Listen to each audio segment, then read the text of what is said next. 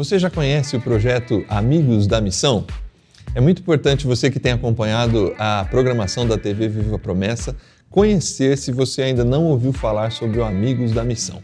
Esse projeto, ele tem a intenção de que você seja um amigo da missão, contribuindo e ajudando a programação da TV Viva Promessa, e também a sua contribuição vai nos ajudar a partir da agência humanitária, em projetos humanitários no Brasil e em todo o mundo. Então, é fácil. Você faz o seguinte, acessa amigosdamissão.org e lá você vai ver as diversas maneiras que você tem para contribuir com esse projeto. E vai ser muito legal ter você como mais um amigo da missão. Então vai lá, rapidinho, entra agora e contribua com esse projeto que quer levar o Evangelho e levar solidariedade para tantas pessoas.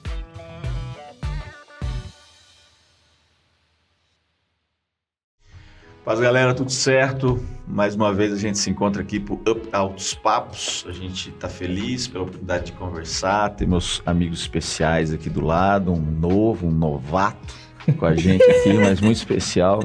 Todos vocês conhecem o Gars. A gente está muito feliz para falar de hoje de um tema que nos entristece, desigrejados. É um fenômeno nacional, um fenômeno internacional, que infelizmente já atinge de maneira bastante significativa a igreja brasileira também. Aqueles que pensam e justificam que não é necessário participar de uma comunidade, de uma igreja, e inclusive com bases bíblicas para isso. Que a gente converse sobre isso hoje, fica ligado se essa é algo que tem rolado na sua cabeça, na sua região, junto com a sua galera. Talvez seja a hora da gente conversar. Fique ligado, a gente já fala.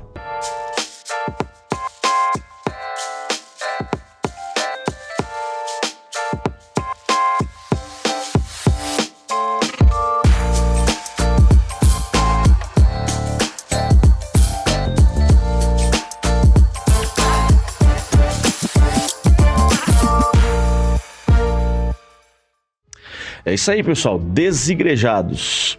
A gente, como disse inicialmente, a gente tem um fenômeno global a respeito desse assunto. Hoje, no Brasil, existem cerca de 10 milhões de evangélicos que se dizem desigrejados, ou seja, que não tem nenhum vínculo institucional, que não participam de uma igreja ou comunidade especificamente. Chega a ser os evangélicos não praticantes? Estamos caminhando nessa linha. Estamos caminhando nessa linha, Gabs. Essa é a realidade. A questão é que quando a gente olha para o texto bíblico, o texto de Efésios, por exemplo, serve para a gente como base, ele vai dizer que a unidade é algo essencial da igreja. É algo essencial, não da igreja, mas do corpo de Cristo que se torna igreja, né? A questão que eu jogo aqui para a gente começar a conversa é exatamente isso. Poxa, se a unidade, se a vida em comunhão, se o comungarmos juntos é algo bíblico, é algo essencial no que diz respeito a nos tornarmos um, como que a gente justifica, como que a gente olha para essa realidade brasileira, global, e consegue, sei lá, entender a existência desse tipo de movimento, que são dos desigrejados? E o que vocês pensam aí a respeito disso?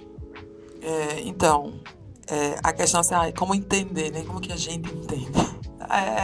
Eu acho que assim, não é a questão nem tanto de como que a gente entende, né? Porque dentro do princípio bíblico não há um significado para isso, né? É muito mais a questão de por que eles fazem isso, né? Qual que é a intenção, o que passa na cabeça de quem é desigrejado. Isso dentro, necessariamente, do movimento em si, né? Então, eles pensam, por exemplo, que não há uma necessidade de você ter uma ligação. Não, eu sou a igreja. Então, se eu sou a igreja, eu não preciso estar diretamente ligada a uma instituição. Um outro pensamento é que os homens, eles são falhos. Então, há uma imperfeição na liderança da igreja. Sério? Nossa, não sabia. Há uma imperfeição. Você não sabia que há uma imperfeição? Eu achava que isso aí era uma mentira. Magoa as pessoas. Magoa. Há uma imperfeição. Então, assim, a igreja de Cristo, ela é perfeita. Então, eu não posso ser direcionado por um ser que é imperfeito. Então, eu sou direcionado única e exclusivamente por Cristo. Eu conversei com um rapaz que ele tem uma tendência a aderir ao movimento, né? E uma das coisas que ele levantou foi exatamente isso, né? Algumas questões que ele levantou foi isso. A igreja tem muita desunião, a igreja não se ama, as pessoas estão aqui usando o nome de Jesus para dizer que é igreja, para dizer que é santa, e aí a gente vê que não é. Os pastores, os líderes, né? Eles não são a cara que eles têm. Eles são diferentes, então a gente vê uma máscara, são lobos no meio de cordeiros e tal. Então, justificativas como essas levam eles, né, a aderirem a esse movimento. E outras que a gente vai ver aqui no decorrer, né, que levam eles a aderirem a esse movimento dos desigrejados. E eu estava pesquisando, assim, e eu vi que uma das características dos desigrejados, apesar de você não ter essa liderança, mas você tem alguém de influência. Sim. E esse ser não é perfeito? É perfeito? Ah, deve ser. Ele, o que faz parte do desigrejado, deve ser perfeito, porque ele não pode se misturar com um imperfeito ou ser liderado por um perfeito. Exatamente. Ele deve ser perfeito, sem dúvida. Então, né, porque assim, eu me reúno lá na praça, né, como esse rapaz que estava conversando. Eles se reúnem numa praça e lá eles compartilham princípios bíblicos, cada um com o seu próprio entendimento e tal, mas tem uma pessoa de influência ecumênico, que vai direcionando ali, né? Então você tem uma liderança. Então você tem.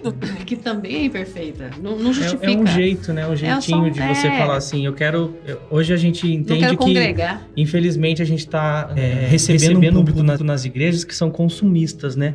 Então eles querem ir lá ser bem servido, né? Eles querem que a comunidade ali, né? A igreja em si, ela tenha o horário que ele acha interessante congregar.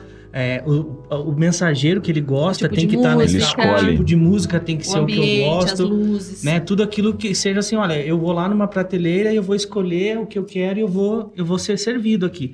Então a gente tem muita dificuldade de lidar. Eu acho que agravou muito mais pós-pandemia. Aí você sentiu com muito impacto isso, aquilo que a gente falava assim, não, mas congregava aqui, estava sempre com a gente, mas qual que é o tipo de intensidade que essa pessoa tinha com a gente, com a igreja, com o evangelho, né? Sim.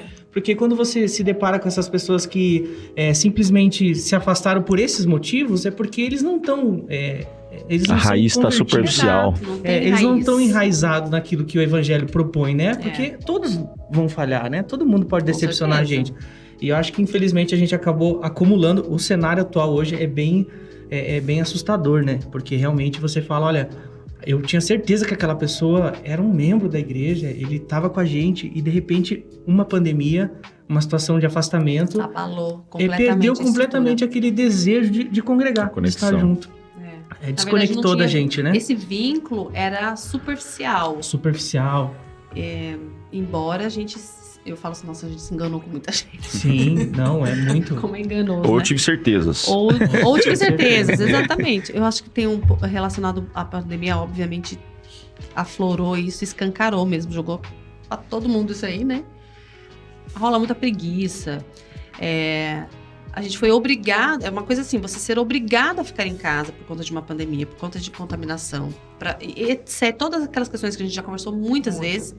Outra coisa é você ficar uma escolha. Eu escolho ficar em casa, eu escolho não congregar, não me misturar. Quando a gente faz isso, a gente parece uma proteção, né? Você está se protegendo de situações, só que ao mesmo tempo você está deixando de colaborar com o outro. Você pode até não precisar da igreja, mas a igreja precisa de você, irmão. Você acreditar que não precisa da igreja. Você acreditar que não precisa. Você ter essa sensação, não preciso porque eu sou igreja, todas aquelas outras questões que a gente já discutiu. Mas a igreja precisa de você lá. Sim. A igreja precisa a gente precisa viver em comunhão, a gente precisa desse contato. Quando a pandemia vem e nos afasta, depois a gente tem esse rebanho desgarrado. Né? Aí você fala assim, cara, onde é que nós erramos? Aí fica aquele questionamento da própria liderança. O que a gente errou? O que a gente faz para esse povo voltar? Aí a gente começa a bolar um monte de coisa. Aí volta aquele ativismo desenfreado. A expectativa era que voltassem todo mundo, né? Nós morrendo de saudade de congregar. Não, a realidade não é essa, infelizmente, né? A gente tá ainda patinando e tentando entender o que acontece com as pessoas. E aí... E aqui a gente não quer só trazer, né, um sentimento de culpa daquele que não está, né? A gente tem que entender como igreja, né, como os ministérios que compõem ela, né? A gente fala assim, a igreja, você encontra as pessoas e o máximo, às vezes, que você consegue trocar, e aí, tá tudo bem? E a resposta é sim, tá tudo bem.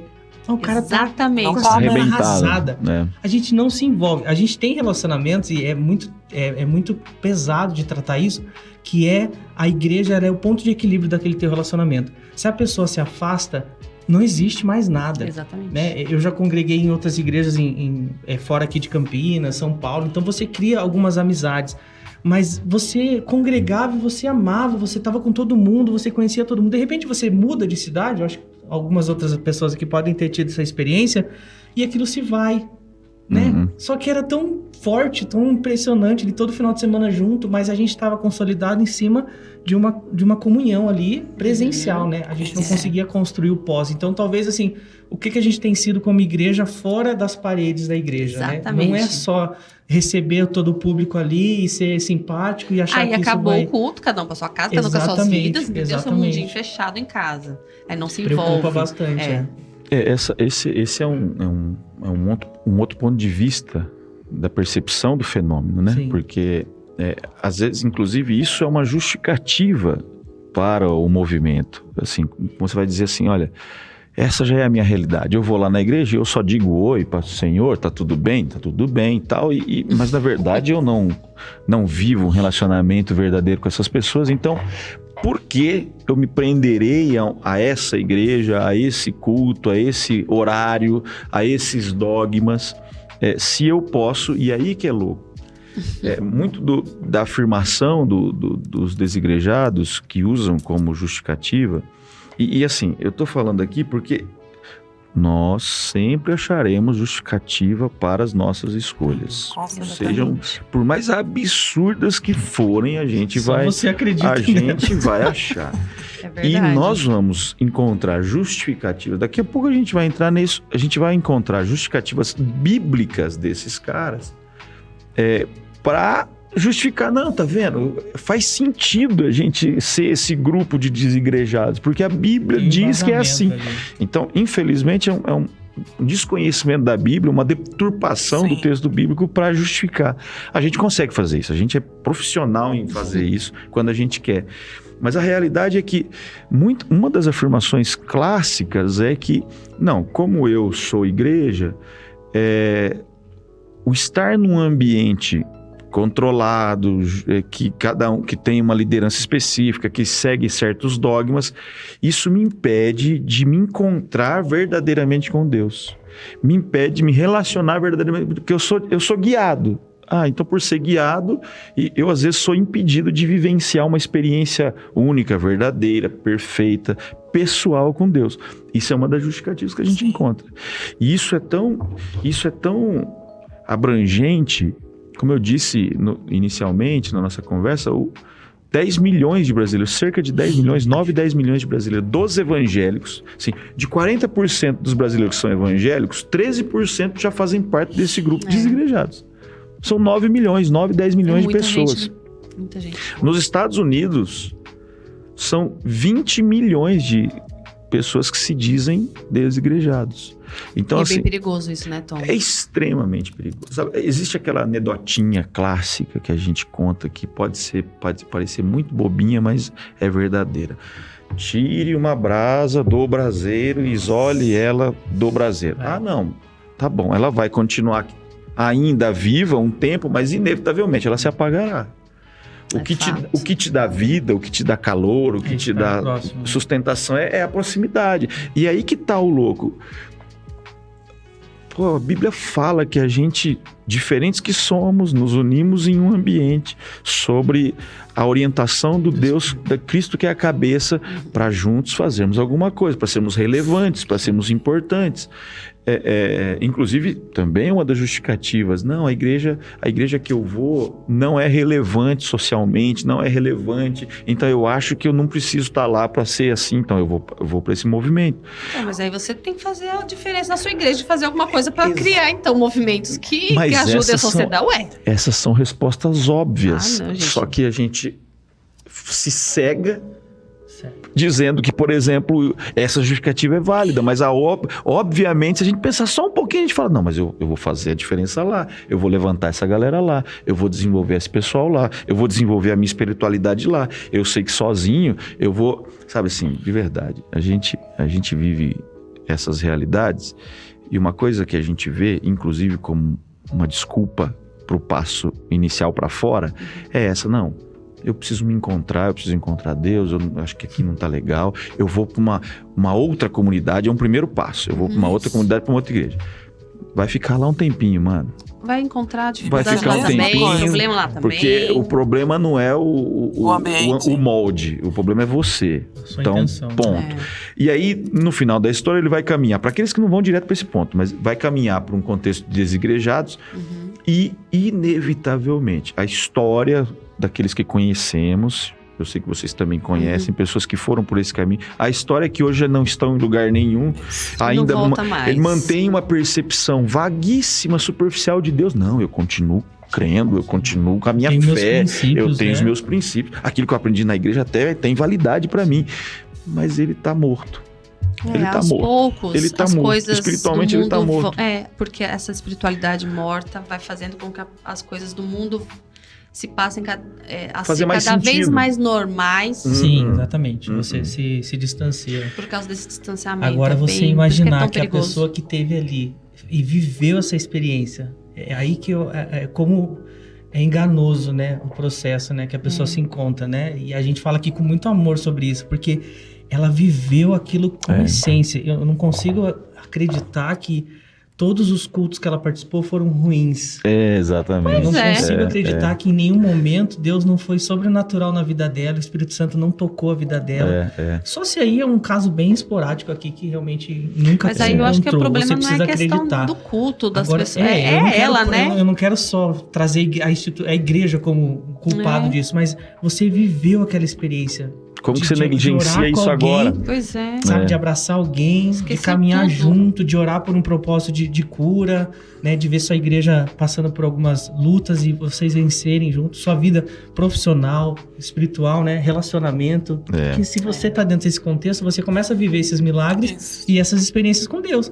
Às vezes tá tudo bem, eu não tenho problema, mas o meu irmão ali precisou passar por uma situação e aquilo me ajudou espiritualmente. Me envolveu, me envolveu. Isso é bem importante. E aí você tá na sua casa. O que essas coisas, como que essas coisas vão chegar até você?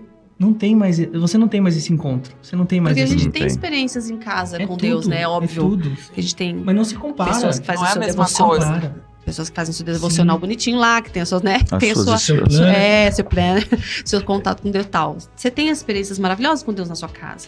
Mas o que aconteceu na vida do irmão durante a semana, os milagres são contados ali na igreja, aquelas experiências maravilhosas. Cara, você vai viver isso lá, em comunhão com os seus irmãos na igreja, no pequeno grupo, numa vigília, naqueles encontros onde a gente encontra a galera, né? Nas convenções. E isso fortalece, né? Ajuda muitas vezes, assim, até curas, né? Essa troca de experiência, essa troca de testemunho, essa troca de afetividade. Aumenta a nossa fé, né? Isso aumenta a nossa fé. O testemunho é isso, ele vai impulsionar você, vai impulsionar.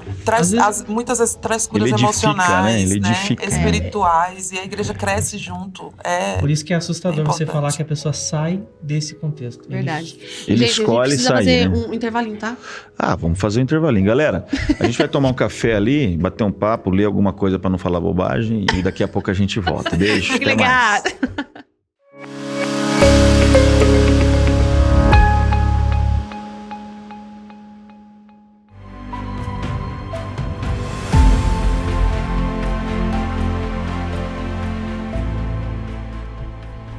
São 90 anos de história.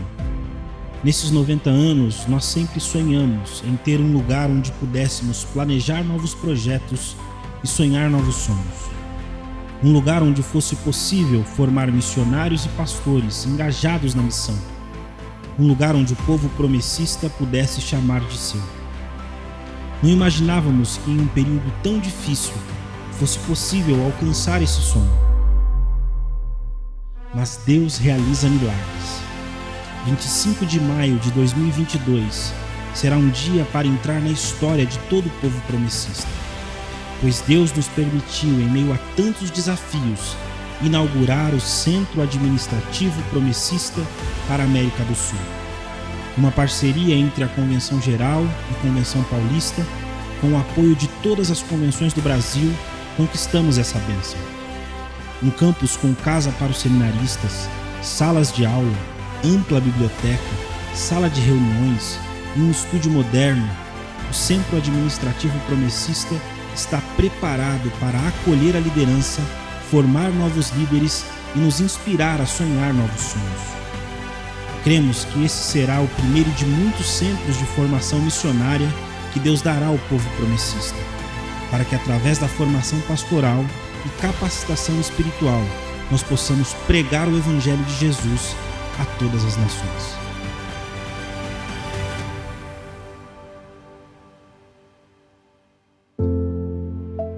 Nós cremos que Ele chamará pessoas de todas as tribos, línguas e nações da terra. E a Igreja Adventista da Promessa, brevemente, estará em todos os continentes. Um dia os céus do mundo serão diferentes, porque o povo adventista da promessa vai alcançar os confins da terra.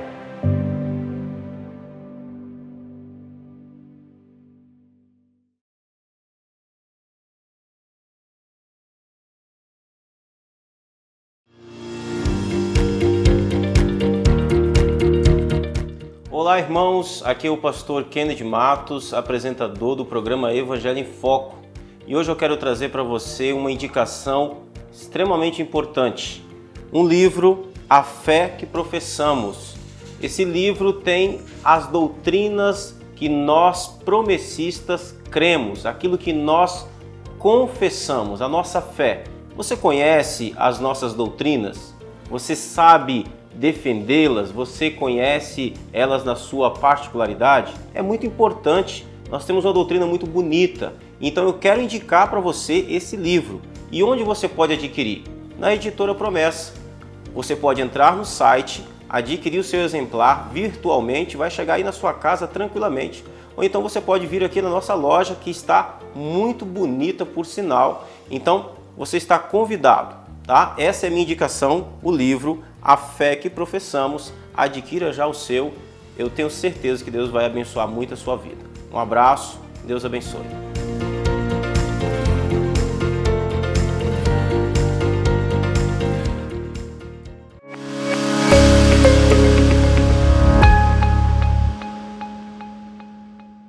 Pessoal, voltamos.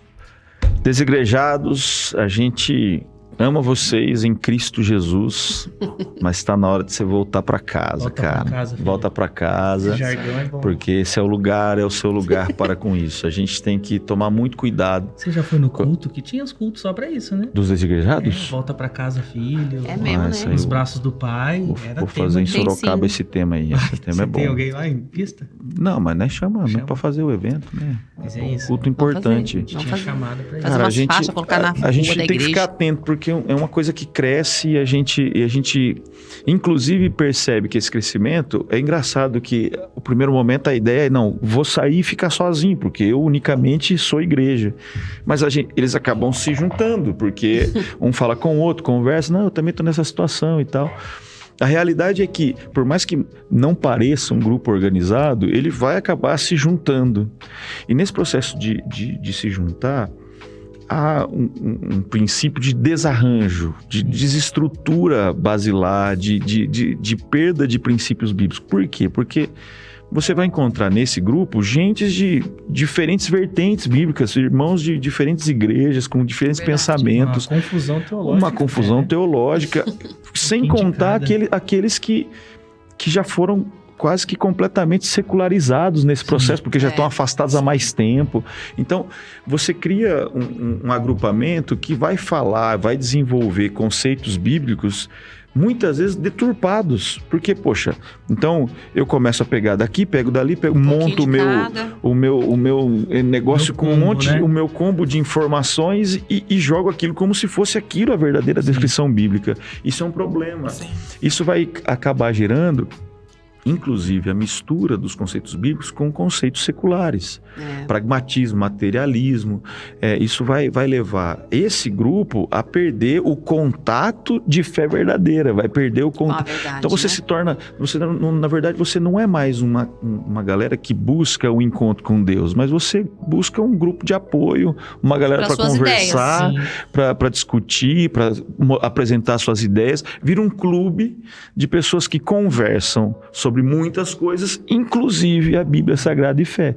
Então, esse é um risco, é muito arriscado, porque daí a gente caminha não só para o pragmatismo, materialismo, para o abandono, ou pelo menos a perda dos conceitos básicos de fé, mas a gente avança para uma coisa que é muito perigosa, que é o pluralismo. Aí a gente cai em coisas bastante perigosas, porque o pluralismo ele vai desenvolver tanto em nós, como já desenvolveu filosoficamente, historicamente, conceitos completamente deturpados da palavra de Deus. E aí a gente já se tornou igreja, com o nome de igreja.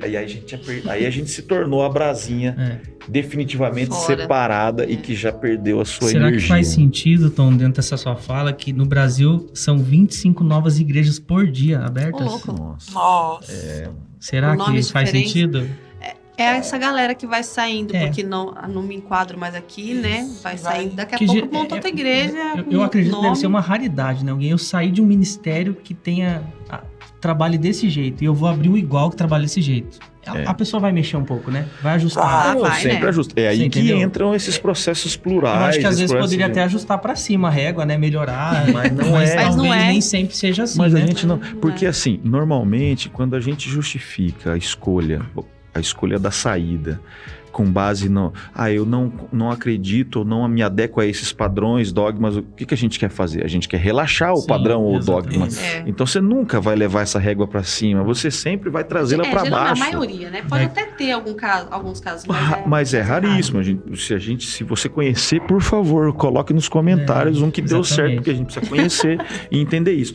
No final da história, materialismo, pluralismo, a gente chega num processo de secularização de vida. E aí, acho que a gente pode falar disso, né, Gabs? Falar de secularização da religião. O que você traz pra gente desse contexto de secularização que rola da religião quando a gente se torna um desigrejado? Eu entendo que a gente acaba normalizando aquilo que não deveria ser dessa maneira, né?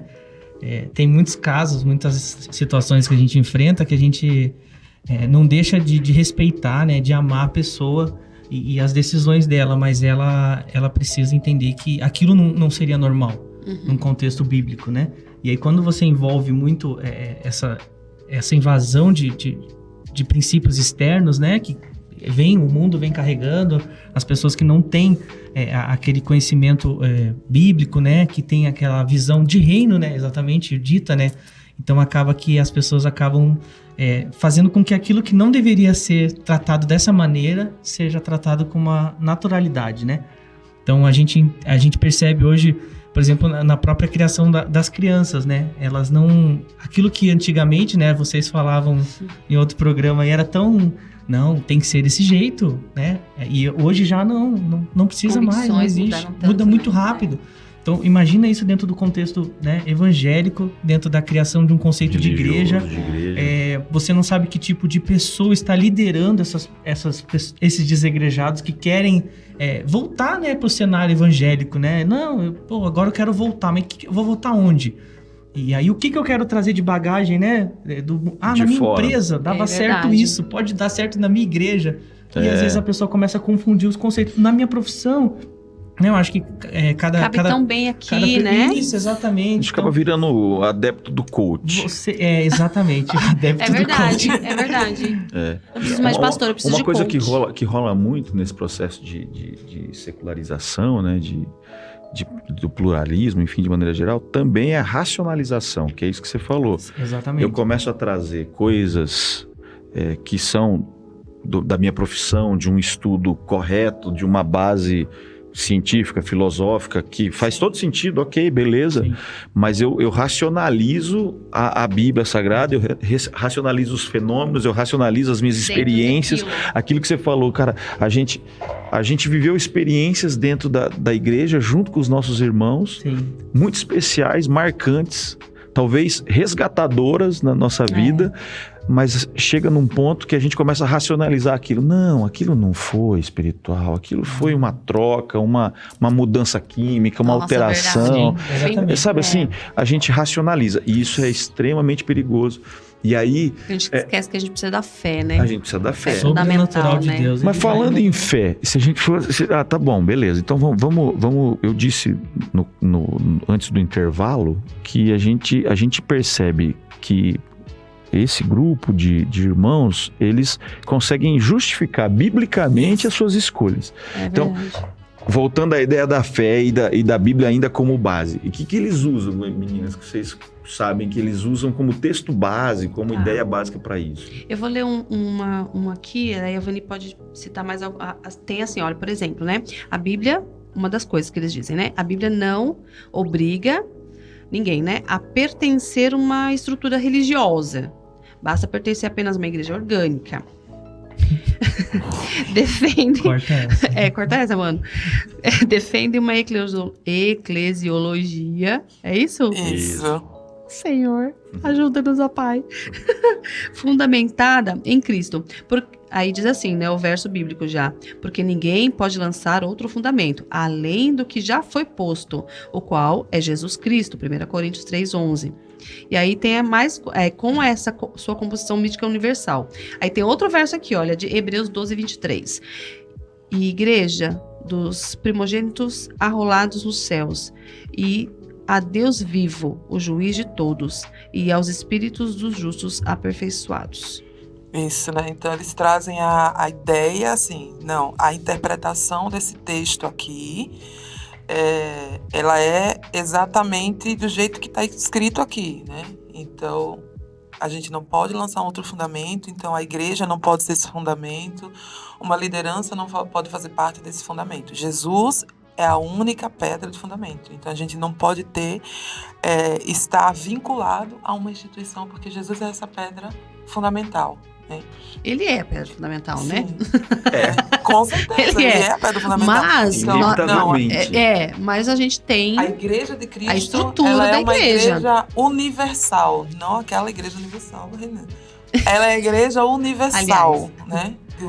Em todo, assim. E é isso que eles trazem. Essa igreja universal, ela está espalhada em todos os lugares. Então, todo aquele que crê em Cristo é parte dessa igreja universal, e isso é suficiente. Então, isso seria o que eles querem dizer com igreja orgânica? Isso, orgânica. A igreja orgânica. Eu sou igreja, eu faço parte desse corpo que é Cristo. Eu faço parte dessa igreja, né? Universal. Nós somos mesmo, mas exatamente. Aí existe aquela deturpação que fala, né, da palavra, né? É pegar aquele texto e trazer para você, para suas convicções, trazer para sua realidade, do jeito que você quer viver de qualquer jeito. Eles desvinculam aí, né? Quase não sai a palavra, né? Então, tá muito, assim, muitas palavras não difíceis pode, hoje. Desculpa. Não há como haver uma igreja orgânica e uma igreja institucional. Então é isso, Entendi. né? Como se não Isso é como se não pudesse existir. E não pode, exato, certo. né? Então, é isso que eles colocam. E aí tem um outro ponto aqui, que é assim, olha, a Bíblia não impede e não impõe locais de adoração, né? Então eles vão usar o texto de Mateus 18:20, e isso me leva também para a história lá de João, capítulo 4, né? Quando Jesus está conversando com a samaritana. Então vai chegar um tempo que vocês nem vão adorar lá em Jerusalém, não vão adorar lá em Samaria, né? Porque vocês vão me adorar em espírito e em verdade. E é um dos pontos que eles pegam também, não. A adoração a Deus não tem um local específico. Então, quando a igreja ela entra com os seus templos, ela está indo contra a palavra de Deus. Entendi. Ela está indo contra o princípio da palavra, porque eu sou um adorador, eu sou a igreja. Em qualquer lugar que eu estou, eu sou a igreja naquele lugar. Mas eu não preciso fazer daquele lugar o ambiente necessário da adoração. Né? Então eu posso fazer isso em qualquer outro lugar. Não preciso da igreja física, né? Do templo. Então, sendo assim, eles defendem apenas uma profissão de fé descaracterizada de uma igreja organizada, né? Então, é isso que eles têm. Não, eu não preciso disso. A característica de uma igreja é essa igreja que eu preciso somente ter o conhecimento bíblico. E uma coisa importante nisso, dentro do pensamento deles, é que assim, eles não são contra os dogmas, né? Eles não são contra os princípios da palavra de Deus. Eles não são contrários a isso. Eles são contrários à instituição, o sistema. Eu tenho um colega que ele fala muito do sistema religioso. Né? Então, o sistema religioso é podre, o sistema religioso é ruim, o sistema religioso contamina o que há de bom, o que há de verdadeiro nos princípios da palavra de Deus. Então, é essa ideia que eles têm, né? Isso pode ser verdade. Acontece mesmo. Depois que o homem, mas não justificativa suficiente pega isso, ele faz esse tipo de burrada. Isso aí, até porque, assim, gente, uma coisa que a gente precisa entender é o seguinte: Jesus, ele veio para os doentes, ele veio para os imperfeitos, né? E a igreja, ela só será aperfeiçoada quando ele voltar. Então não importa se você é um desigrejado, se você é um igrejado, se você tem instituição ou não. A imperfeição, ela permanece em nós, né? Nós temos a nossa reclinação, ela é pecaminosa. Sim. Então, em nós habita o pecado. A gente luta contra isso, né? Não é à toa que tem a luta da carne contra o espírito e tal, né? Essa guerra. Então, essa imperfeição, essa igreja orgânica, né? Tão defendida como também uma igreja perfeita, é uma igreja imperfeita, né? É uma igreja cheia de defeitos e tal. E que está caminhando. Porque a imperfeição está em cada um de nós. Exato. E ponto final. E a gente vai ser 100% santificado, 100% aperfeiçoado quando Jesus voltar. É só nesse momento. Isso e fala, a gente quer melhorar. E a gente quer acertar. E eu quero melhorar com vocês. Precisamos fazer isso juntos. Quando uma pessoa, infelizmente, enxerga as falhas humanas e fala assim, olha, não, eu não sirvo para estar aqui porque vocês não são perfeitos, ela não está compreendendo ali a nossa missão no reino, no né? reino. A gente está aqui a gente vai servir. Justamente para ser aperfeiçoado. E é aquela ideia, né, de, olha, eu tô fraco aqui na fé, e aí eu tenho um irmão para me apoiar, então eu preciso de você forte aqui para me ajudar. E aí, infelizmente, acaba se afastando, né?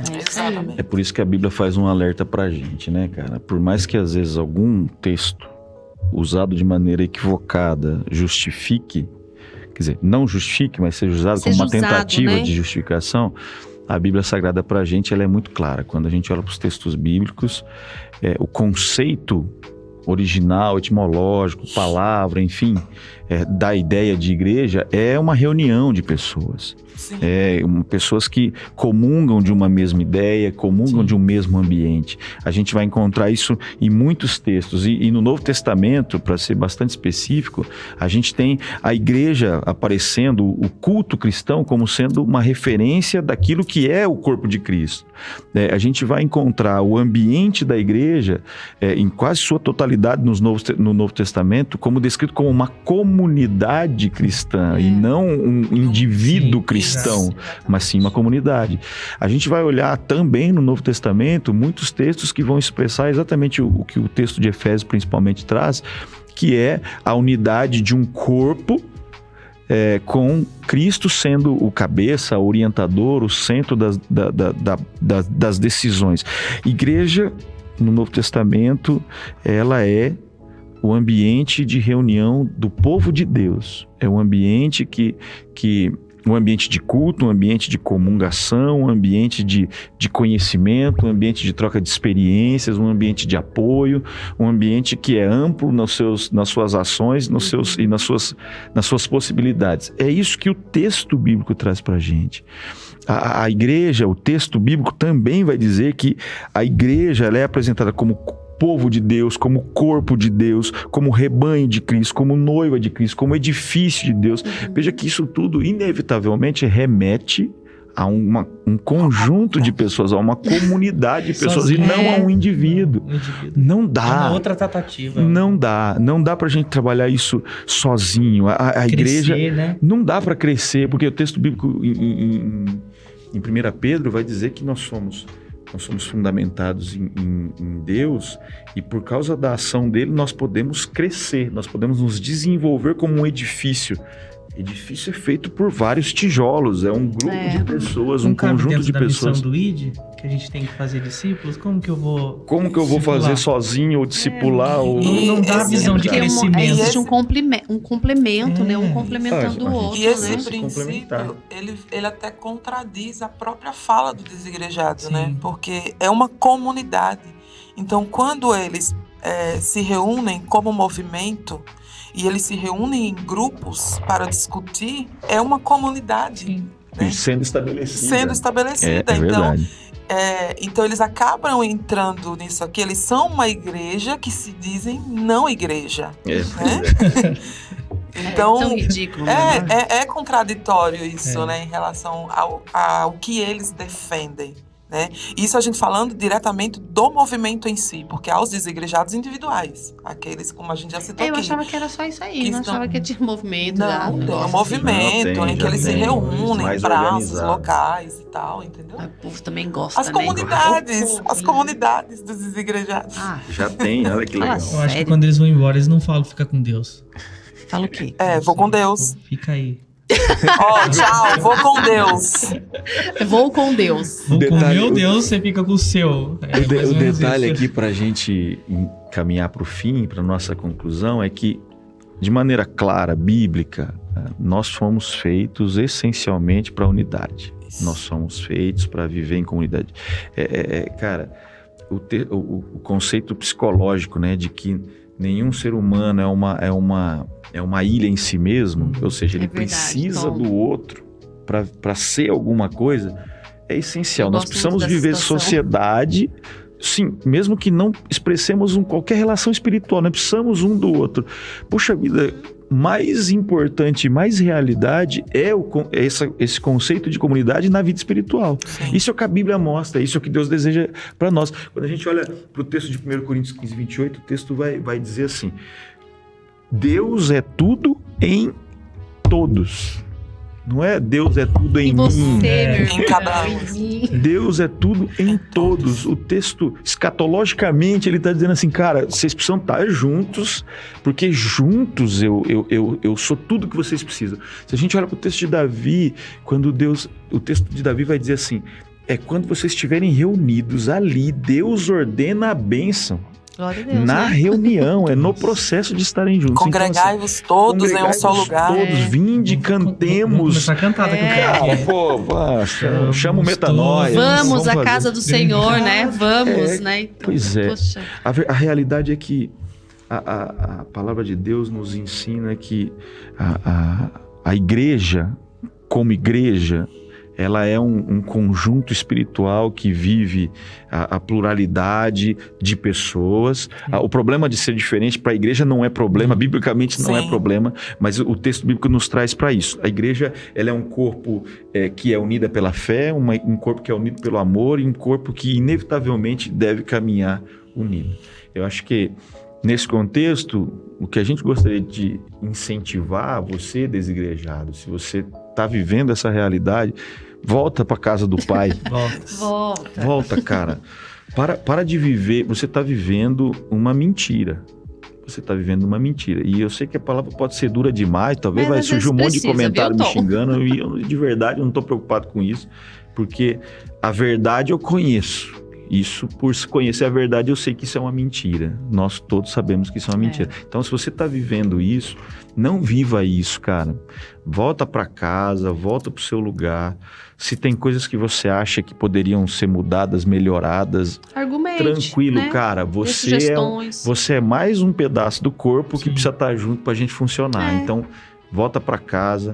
Deus nos cuidará, nos abençoará e nós seremos felizes com você por perto. Então, que assim seja. Alguma palavra final? Isso aí.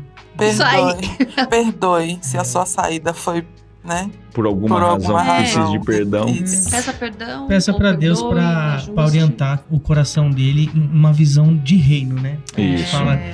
Tem um amigo meu que fala que se as pessoas, as decisões ou tudo à tua volta não te agrada, não era do jeito que você esperava, a gente vive numa instituição que tem suas limitações, cara, faz por Jesus, volta por Jesus, pensa na cruz, ele se rendeu por nós, né? E te dá essa opção. Não é uma coisa... você não vai ter que pagar por esse tempo que você estava afastado. É uma nova história que você pode construir, né? Recomeça, é uma restauração ali que a gente quer que chegue na vida dessas pessoas que possam ter acesso a esse conteúdo, né? Então, show de bola. E vem reconstruir a sua história com a gente. É isso, galera. Que Deus te abençoe. Tchau, tchau. Fique com Deus. Beijo.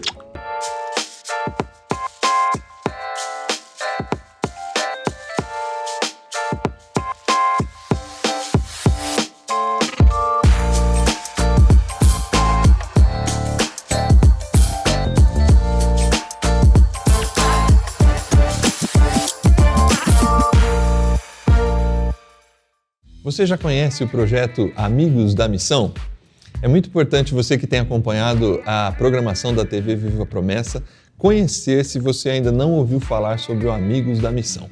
Esse projeto, ele tem a intenção de que você seja um amigo da missão, contribuindo e ajudando a programação da TV Viva Promessa, e também a sua contribuição vai nos ajudar a partir da agência humanitária, em projetos humanitários no Brasil e em todo o mundo. Então, é fácil, você faz o seguinte, acessa amigosdamissão.org e lá você vai ver as diversas maneiras que você tem para contribuir com esse projeto. E vai ser muito legal ter você como mais um amigo da missão. Então vai lá, rapidinho, entra agora e contribua com esse projeto que quer levar o Evangelho e levar solidariedade para tantas pessoas.